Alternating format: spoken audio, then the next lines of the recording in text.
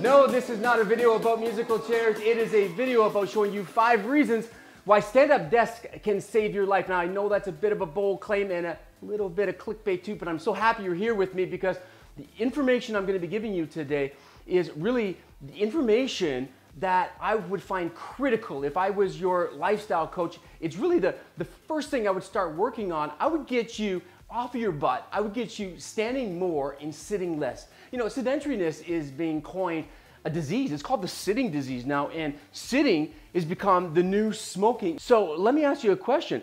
How much do you think you sit per day? If you have one of these activity watches, then you'll probably know, like I do, it's buzzing constantly telling us to get off of our butt and start moving a little bit more. But let's just look at the typical person, the average citizen in our society gets into a car, drives to work, then sits at their desk, does their work, sits in a restaurant or a staff room for the breaks, then gets back into their car, and guess what? By the time that they're home, they're completely exhausted, and guess what they're doing? They're doing exactly what I'm doing right now, and that is sitting. So that amounts to 60 to 80% of an average citizen's day.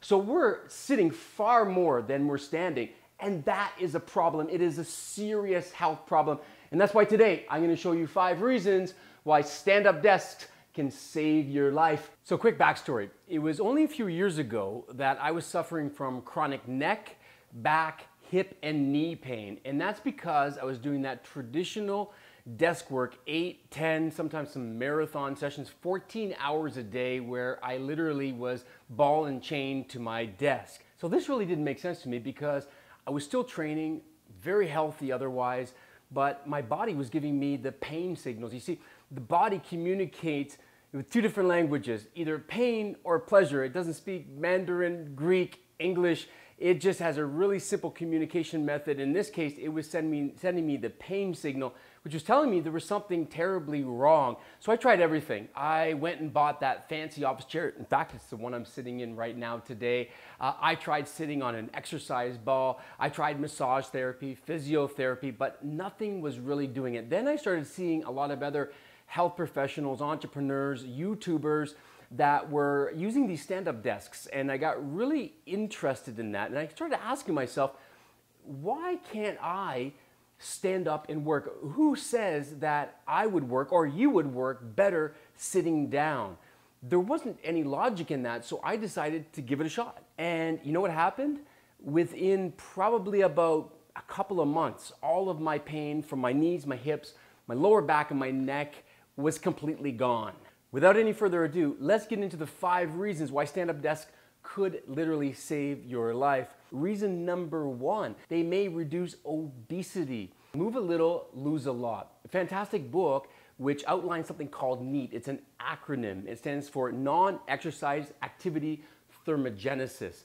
And that's just a fancy way of saying of all the calories, extra calories that we could burn throughout the day if we actually got off of our butts and stood a little bit more. And the second reason why stand-up desks can save your life is it may reduce heart disease. Back in 1953, there was a study done with bus conductors, half of them standing and half of them sitting. And they showed that the ones that were standing had 50% less risk of heart disease. And since then, scientists have shown that there's about 147% increase in heart disease with sedentary people. Reason number 3 is it may reduce blood sugar. Type 2 diabetes, which is another epidemic that we're faced with right now, has been shown to increase by 100% for sedentary people. And reason number 4 is it may reduce knee, hip, back, and neck pain, as it did with me. In fact, research has shown that there's about a 30% reduction in pain in joints for people that are standing more and sitting less. And that's quite frankly because it is the most natural state that we could be in. We are meant to stand on our feet. This is the most unnatural position that we could ever put ourselves in.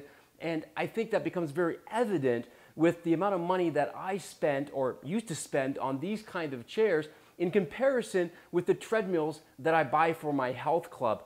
There's not too much of a difference in price with a treadmill that I would buy for home, for example, and a chair that I would buy for my office. And why is that? It's because there is literally millions, probably billions of dollars of research that goes into making chairs that are comfortable enough for you to sit in for 8 hours, because it is a very uncomfortable state and position, an unnatural position for your body to be in, especially for prolonged periods of time. And the fifth reason why stand-up desks could save your life is that you increase your chance of dying young by 41% when you live a sedentary lifestyle. Now, I hope all of this evidence has compelled you to consider investing in a stand-up desk.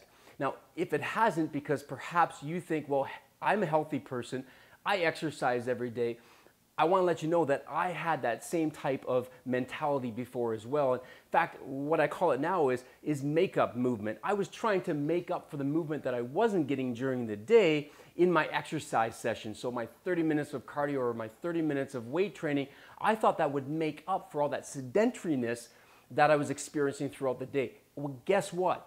That does not happen, because when we are sedentary for all of those hours, we are in something called low power mode. A friend of mine described it like this. He said, your iPhone, when it goes into low power mode, what it does is it directs that limited amount of energy that it has just to the essential resources.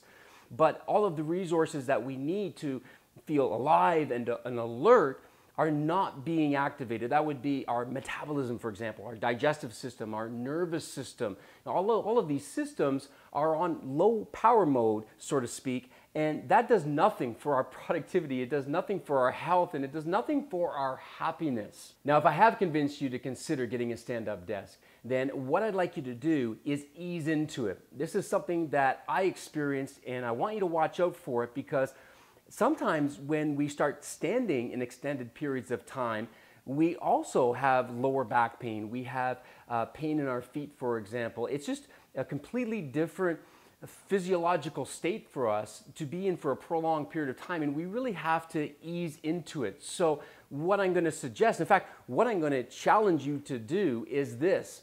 If you are able to get a stand-up desk, I want you to do 30 minutes on and 30 minutes off. So with these stand-up desks, the cool thing about them is they're completely adjustable. In fact, there's a couple of models that I'm going to put links to in this post so that you can go out and do your own research and find out what desk will work best for you. But what you're going to be able to do is adjust them so that you can sit for 30 minutes and then you can stand for 30 minutes. And I'd like you to do that for the first 30 days. Now, if you can't get a stand-up desk, if you can't convince perhaps your boss to invest in a stand-up desk for your health, the first thing you can do is every 55 minutes is to get up and walk around for 5 minutes. If you can't walk around, at least stand for 5 minutes. Just take a 5-minute break. It'd be great to get some new clarity, clear your mind, get right back to work, increase your productivity, but it also reactivates your body because, again, you're standing, all of your core muscles are engaged, everything's firing again, and it helps wake you up again so you can go back into sedentary mode and continue doing your work.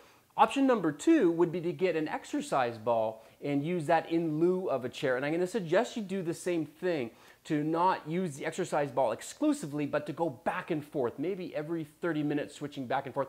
You will become fatigued on the exercise ball. When I was trying to solve my lower back and neck and knee and hip pain, I also used the exercise ball. Within 30 minutes, believe it or not, I could feel a lot of fatigue in my core area. That's great news. You just don't want to overdo it. So go back and forth between the traditional chair and the exercise ball. And if you're worried about looking extremely funny sitting on an exercise ball in front of all of your colleagues, then use a traditional chair, but invest in the best chair that you can. Spend as much money as you can in a chair, because this chair is going to be something that won't save your life, but it will definitely save your back. This is the position that we want to be in. We do not want to be in the slouched position, because if we're slouching now, what's going to happen is by the time we're 70, it's going to be something called kyphosis, and it does not look very attractive. So, knowing that you want to be a pretty person when you are 70, 80, 90, and hopefully 100. If you have to use a chair, practice good ergonomics. So that's it. I'm done convincing. Hopefully I have compelled you to invest in a stand-up desk because it literally could save your life. Please like, share, and comment. Take me up on that challenge. I'm here to cheer you on. That's what I do. Again, that challenge is to invest in a stand-up desk and for the next 30 days to stand for 30 minutes and to sit for 30 minutes. Get one of those adjustable desks that you can do both stand and sit. Again, I'll leave all of the links to all these products in this post. And I just realized something kind of ironic. I'm sitting here preaching about standing, and what am I doing right now? I am sitting. So